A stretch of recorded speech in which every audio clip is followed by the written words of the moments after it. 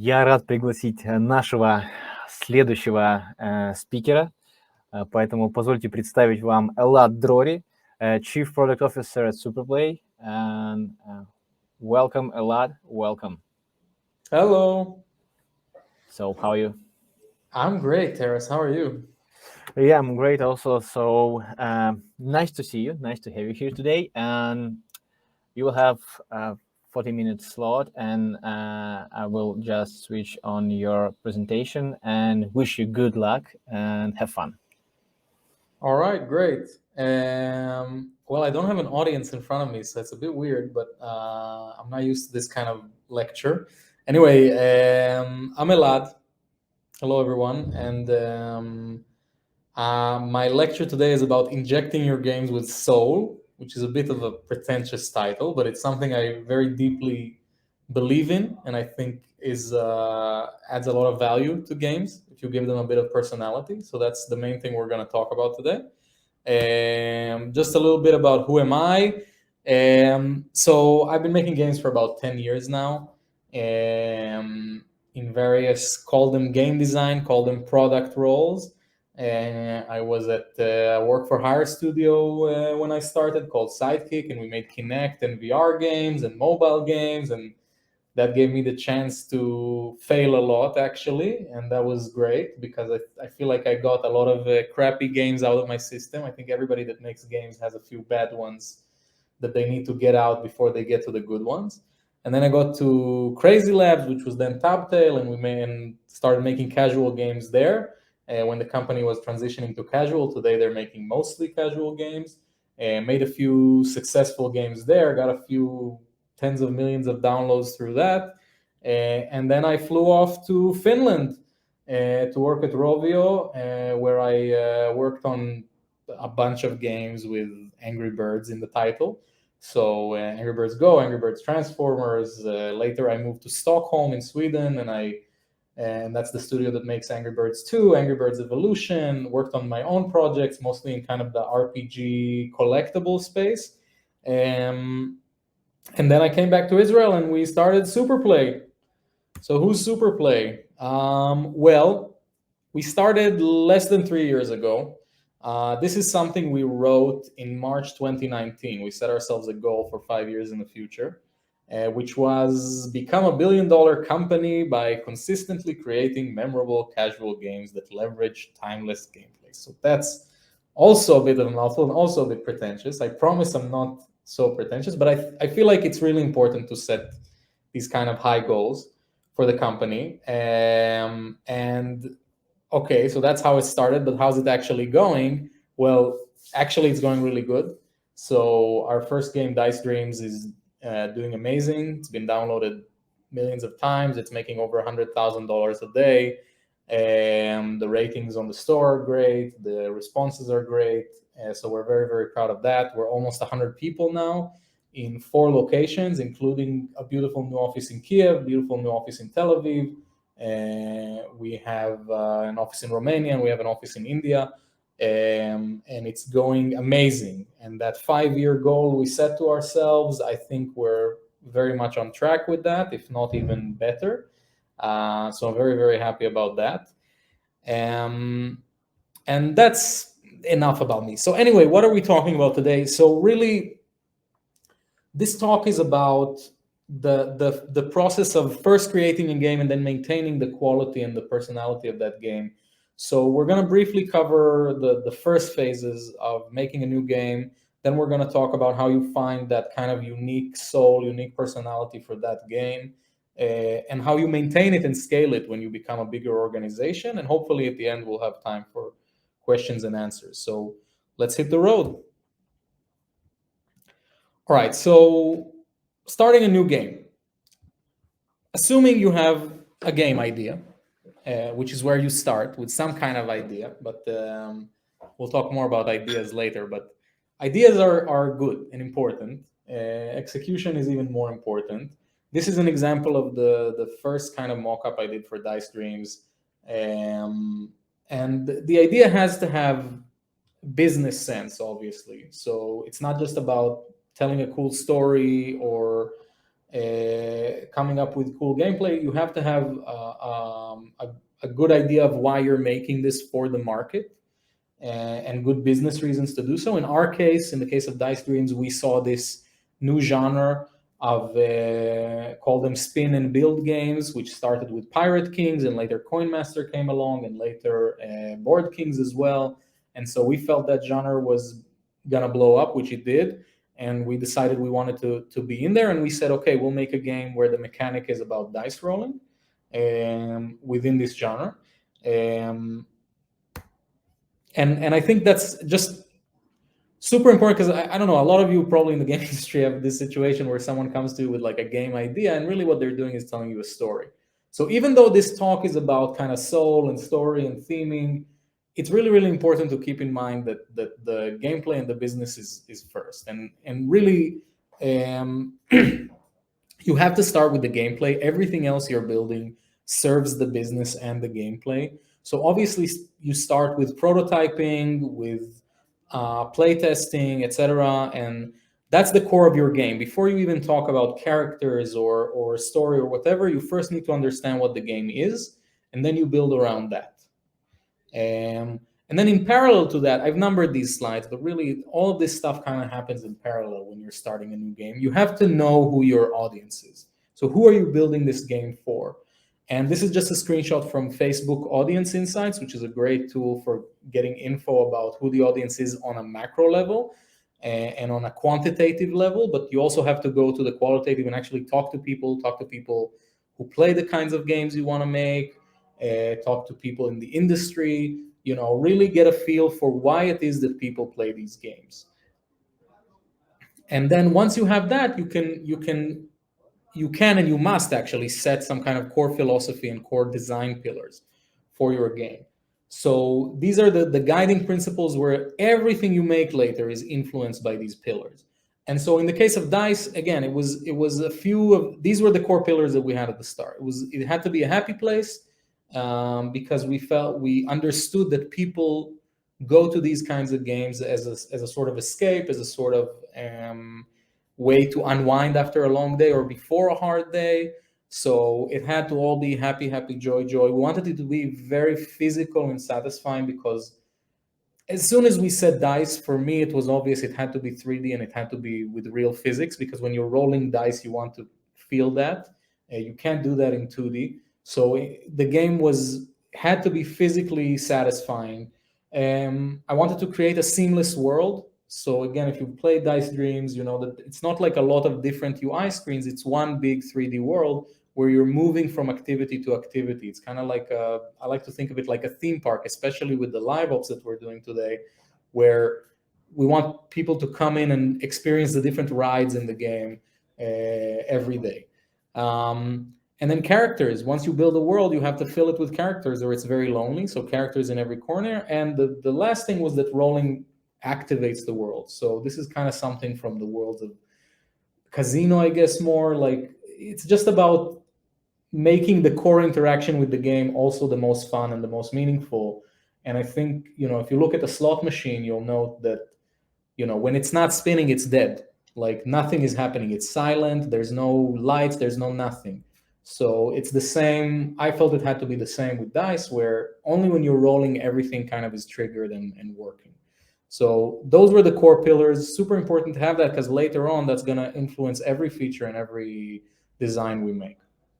Now, when you're making something new, it's super important to balance innovation versus the proven and working in the market.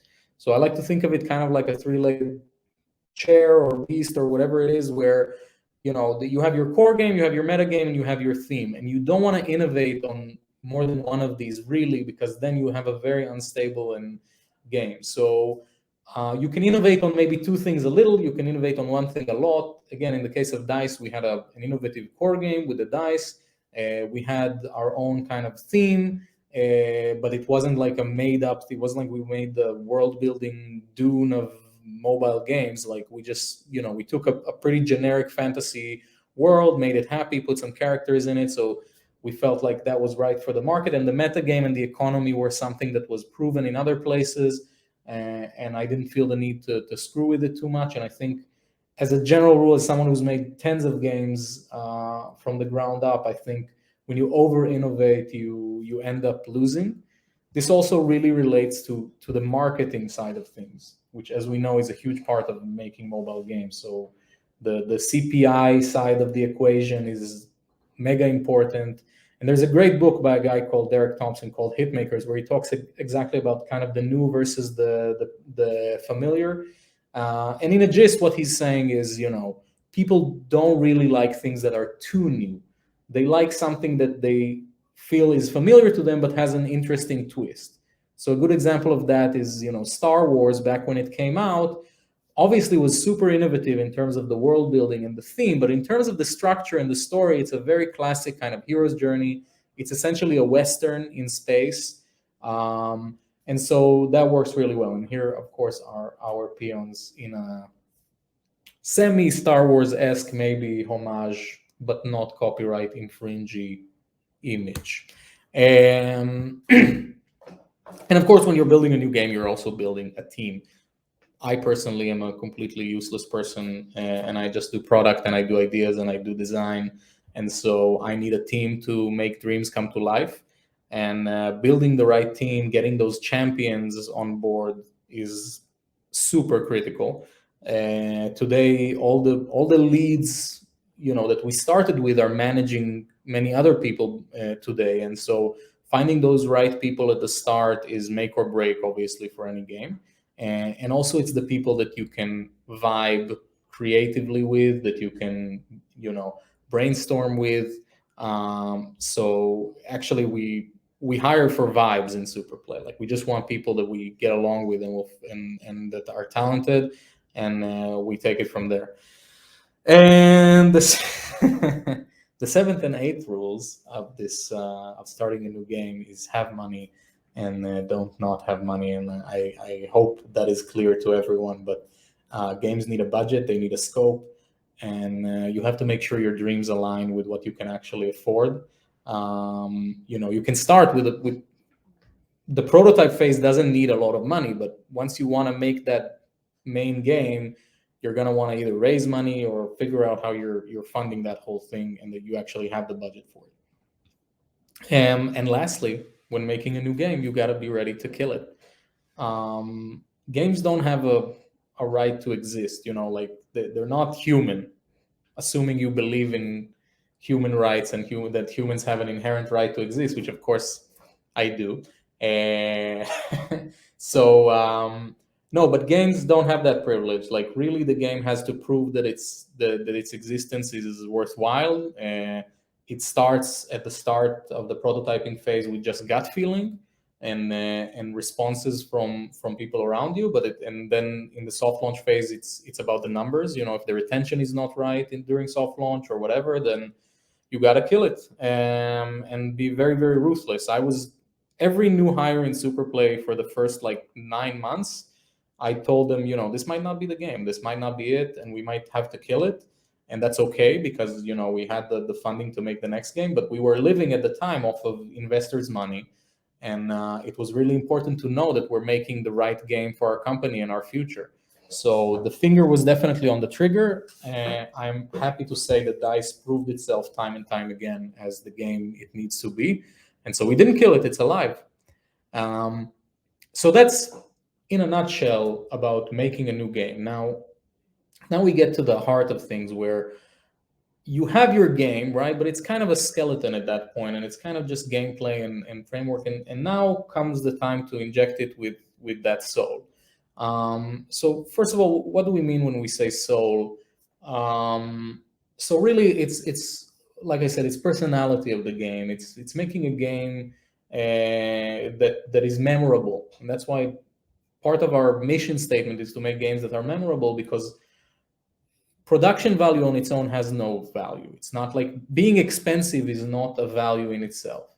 Being memorable is much more important. For me, an amazing example of this is a game like Wind Waker, which has just style and is still amazing looking and relevant 15 years later, or 20. I don't know how long it's been since Wind Waker, but anyway, it's about finding a game with personality. And why is because we want players to care about the game. Like we're living in a super competitive market where it's so hard to get people's attention, and you want them to connect with what you're making.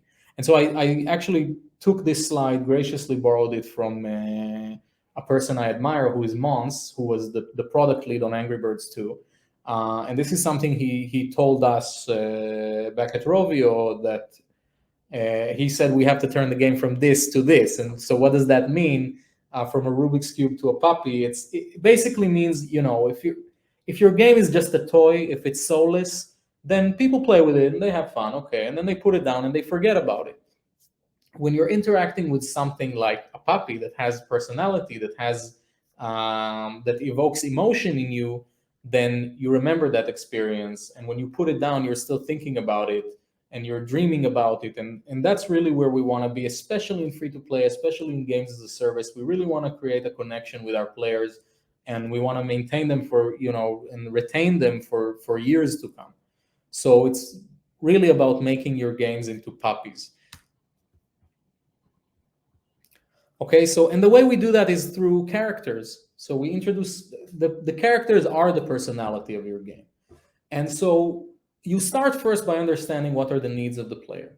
So there's examples here. These are more for the mid-core genre, but generally what you see in the mid-core genre, especially with the tutorial character, is they come to you and they say, you're the chief, you're the king, we need you. In Clash of Clans, the first villager you see says, welcome, chief, we sure have been waiting for you. So it's kind of framing it for the player to tell them, okay, first of all, you're the leader here, and we need you to lead us, and we need you to own this village. So that makes the connection right away with the player, and that gives them the feelings that they need. And it fits with that profile, by the way, of very Clash of Clans players, obviously very male, very kind of into dominating and winning and stuff like that. And so that meshes with their needs very, very well. In the case of our peons, they're very happy to see you, and they're kind of like, again, like little puppies, they're always looking up at you. And it's about giving you that sense that you're kind of their caretaker. And the characters also set the tone of the game. So like we said, our game, for example, is a very happy place. But one of the mechanics of our game is attacking other people, destroying their stuff. You can also steal from them. And so by introducing characters, we can turn that from something that's violent into something that's funny, lighthearted, slapstick. It's not that you're really coming in and, I don't know, firebombing the cities of your enemies, but you're throwing this big fat peon at them and he destroys the building. And the whole thing is kind of just funny. When you're blocked, the shielder kind of throws him into the screen. And that's something that really sets the tone of your whole game. So how do you make characters and define their personality? You just kind of need to decide. So based on the player needs, this is what I wrote at the start of Dice Dreams. I named the characters the peons. You're served by your trusty peons. Peons is a name from Warcraft, by the way. Like I stole that from there. And they were kind of a mix between minions and puppies, like I said. So you're served by your trusty peons, magical race of stupid but good-intentioned creatures. The peons are curious, playful, and industrious. They love to work. They always want to help, but sometimes they find overcomplicated solutions to simple problems. So this meshed with the needs of what we need in our game. In our game, you build a lot. So you spin and you build. That's kind of the genre. So they had to be little builders. And I call them stupid here, which now I kind of feel bad about, because over time they became less stupid and more just fun, loving, and party guys. They are curious. They like to poke at things, which is good for us because, again, we want the player to be curious about what's happening in the game. So when they see a character going, oh, what's this? Then they want to do that as well. They're playful, they're fun. So this is the tone that we wanted for a game. If you're making a horror game or a whatever, a her story, kind of a deep narrative-driven game, you have different needs from your characters. But these were our needs and our players' needs, and so that's where we took the peons. And then we refined the personality. So like I said, I called them initially stupid, but over time, we worked on them more and we found who they really are. And this is really a creative process where you have to kind of ping pong with your team and concept and figure out what it is you're actually making and what works the best. There's no answer ahead of time for what the character needs to be. You need to kind of feel it and interact with it, and you need to let the team interact with it as well. And that's a huge part, I think, of what makes a game fun and make a game have soul. Is you want your team to inject their personality, their soul into what they're making. That's really where the magic happens, and that's something that if you treat your team the right way and you involve them in the creative process and you make your decisions not in a shared, there's no design by committee, I'll talk more about that later, but you need to let, as a product person certainly, and as a game designer, you must listen to people. This is one of the core parts of the job, and you need to justify what you're doing in a good way. And so if you don't have justification, someone else might have a better idea. And Dice Dreams, I think 90% of the ideas are not mine. So like I don't take ownership on ideas, I take ownership on execution and on the whole product. But generally speaking, the team is who builds the game, and they did an amazing job here. And we really had fun just thinking about peons and thinking like, okay, wouldn't it be cool if they did this? What if they did that? What if they were in this situation? And that's a lot of inspiration comes from there, a lot of ping pong. And then now you see this is how a wall in our office looks like, right? Because our artists are constantly doodling peons because they're just fun to play with. And really, that's it unlocks all the inspiration. Once you get that inspiration on the team, you kind of get it back in a way as well from the characters, because you built a world and you built characters that inspire you, and now everything is much easier. When I make a new feature in Dice, or when one of the POs makes a new feature in Dice, we have that baseline of immediately asking ourselves like, okay, well, how would the peons react to this? How would that fit into their world? And that gives us just really fun ideas, and it makes the whole creative process of creating something new much smoother and much more fun for all of us. And that's a positive feedback loop. So it's hard at the start. You have to be really, really anal about these things at the start. You have to really commit to quality, and you have to be super, super aggressive about what is right and not right for your characters.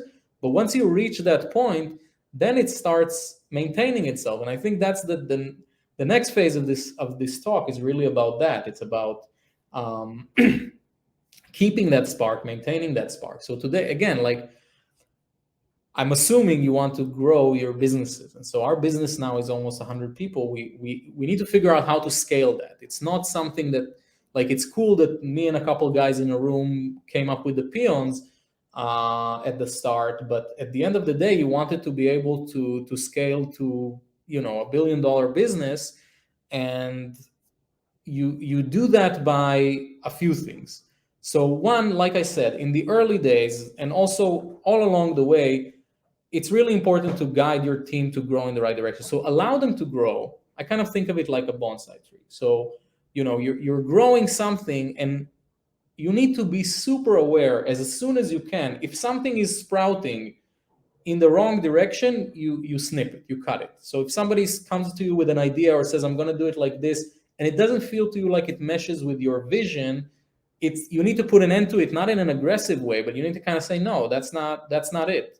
But if someone is growing something where you're not sure, then let it grow a bit. Let's see where it grows. Let's see where it takes us. And if the overall shape of this thing ends up being aesthetic, and where it's really working, like on the branches where things are growing awesomely, just don't fuck with it. Like maybe once in a while, like give it a little correction. But beyond that, let people work. Let people be creative.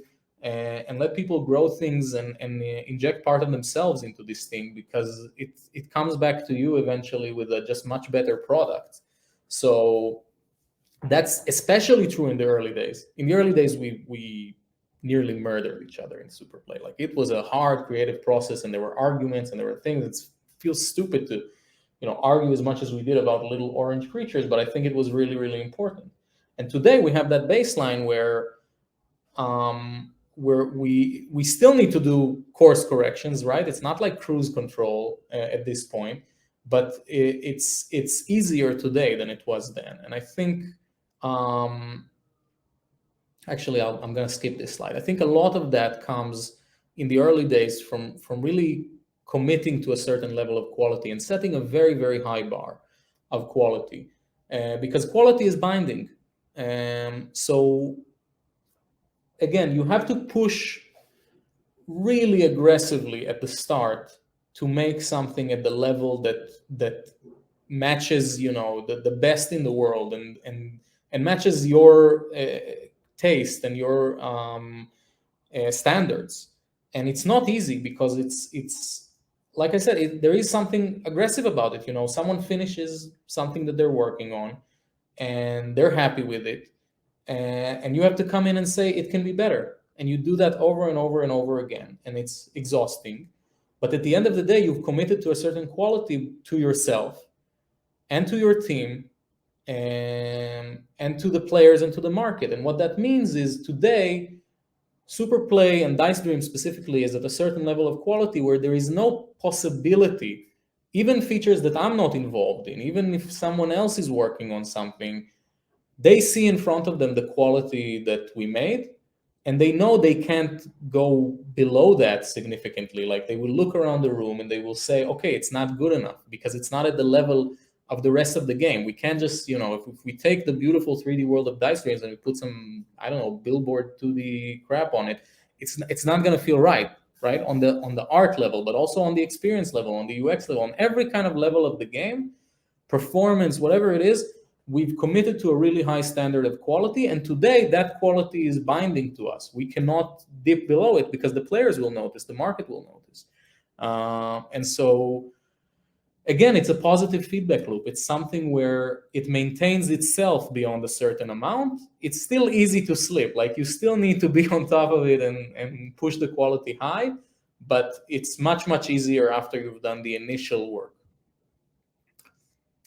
That's actually the whole talk. Actually, let's go back to this slide, because Taras told me that there was a bit of extra time, so there was a slide here I skipped, and I will probably move it in the future to here. But one thing that's important for me to note here is, with all respect to creativity, with all respect to the fun that we have around the office, same way that we said you could kill a game, you should also kill a feature.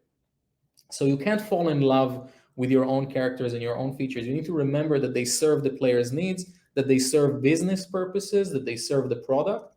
And if a feature is not good enough or is not serving those needs, even if it's cool, so this is an example of a feature where we put these sleeping peons in the world, and when you click them, they would sometimes wake up on the first tap, sometimes it would take an extra tap. They'd be like, oh no, mom, I don't want to go to school, kind of animation. And when you click them, they gave you some coins or rolls or something like that. And this feature is trash. Like, honestly, it's beautiful, but it was a bad idea, because it wasn't part of our pillars. One of our pillars was rolling activates the world. The only way in Dice Dreams that you should be able to get stuff and move stuff is via rolling the dice.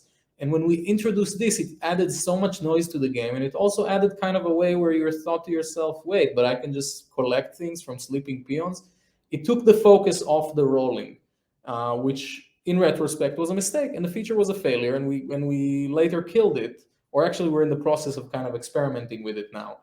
But it's super important to remember that. So don't fall in love with the things that you make to a level where you become misguided on the business level.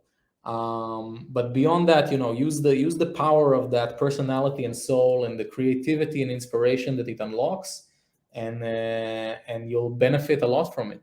Retention, marketing, everything benefits from this. So that's actually the whole talk.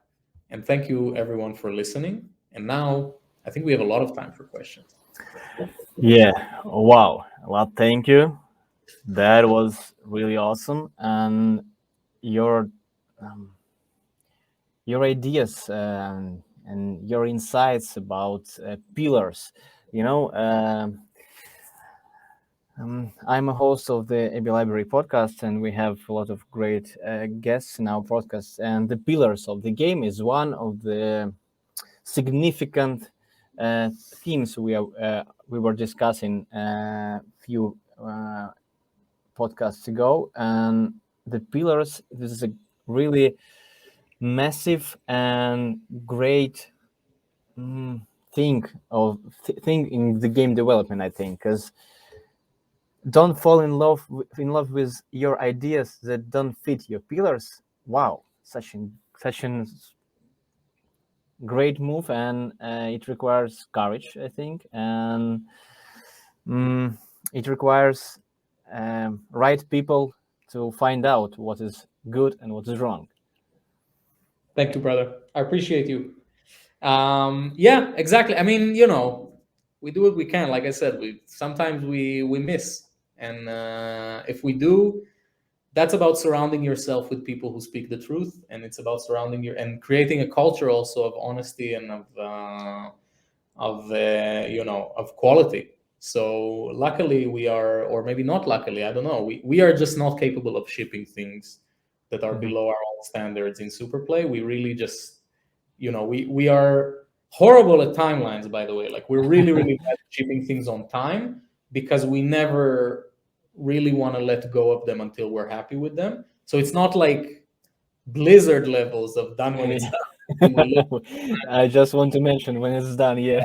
it's like we've definitely, well, today actually the new director of product on Dice, who I've recruited, is much better with timelines than myself, which, so I'm very happy we recruited him.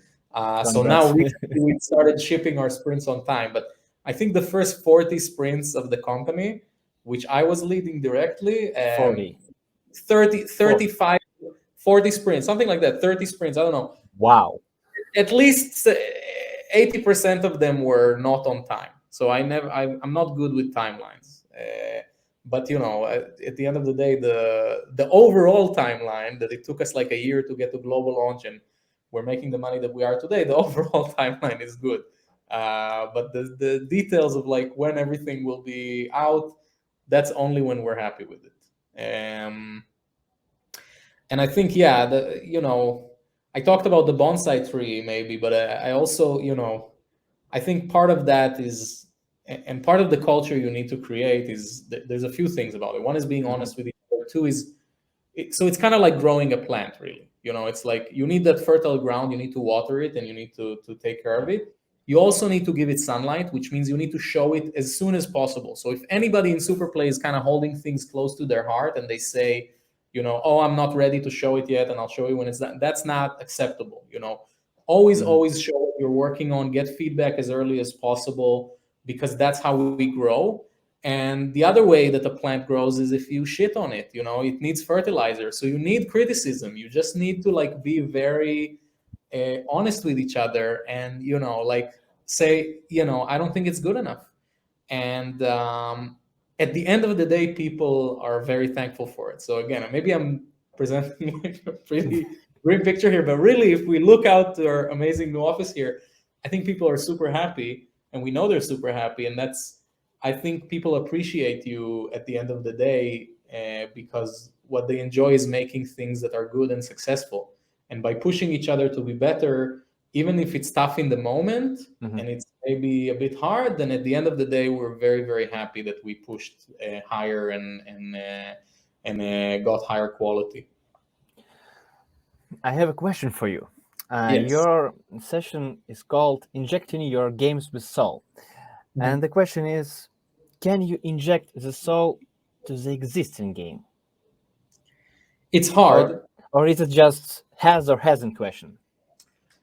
It's not easy because the tone of the game is a huge part of that personality, and the tone is something you set very early on. So tone is, when I say tone, it's a combination of theme and of core gameplay and of meta game, like the whole package. And so yes, it's possible to inject like touches of soul, I would say, into an existing game. um, but you need to build it the right way in the first, like you need to build a good platform for doing that. So again, for example, by making Dice a big living world, that allows us to add more touches of soul over time. So, for example, when we added a piggy bank feature, we put it inside the world next to the board, and when you're breaking it, there's a big hammer that breaks it, and it lives inside that world, and it allows us to enrich the world. And so, I would say, in general, by the way, whenever you're making games, like give yourself the tools and the freedom to add more to them, and and then you can course correct later on in a better way. There's a balance to this, like all things. Some people over complicate and build very complex systems, and then they get lost and they never ship. But there is some kind of middle ground where you can have a game that is shippable and goes out in a reasonable time, but also has enough preparation and platforms for future features as well. There must be a place in your game for the soul in order you to inject the soul in this game. Exactly. Your game is, I don't know what, if your game is just flat UI everywhere, it's going to be very hard to inject it with soul, even though there are touches you can do of delight and UX and things like that, but it's not going to be, I think, that kind of emotional connection that maybe you want to have with your players, and maybe you don't. That's also like there's that genre of things as well. There's no right way to do things necessarily. For me, I really believe in this approach. Okay, I have one last question from our audience. Does artificial intelligence in games have soul? Does artificial intelligence in games have soul? Absolutely, yeah. Like, I think when you have AI in games is something that players have an emotional connection to. Even if it's bad AI, then they have frustration, right? That's an emotion too. Is like, why you're sending your unit over here, and like, why the fuck did you go from there? What are you doing? Like, if the AI is stupid, it generates emotion, and it certainly has a soul. If the AI is smarter, it's also good. It can't be too smart, by the way. Like, AI in games, if it's too smart, it actually feels soulless, because then you're feeling like, okay, it's just the ghost in the machine, and it knows everything, and it's like it's not fun. Because obviously the game can beat you if it chooses to beat you. It's more fun when the AI has some quirks and some stupidity, then it has more soul. So if you want to make your AI have soul, find the right balance of how stupid it should be, I would say. The right balance of stupidity. Wow, such an insight. Thank you. Thank Really, you, because guys. When you challenging the AI and this AI can beat you in every single thing you trying to compete it with, it feels like pretty artificial, yeah. But if Exactly. this It's Turing super test, yeah. intelligent.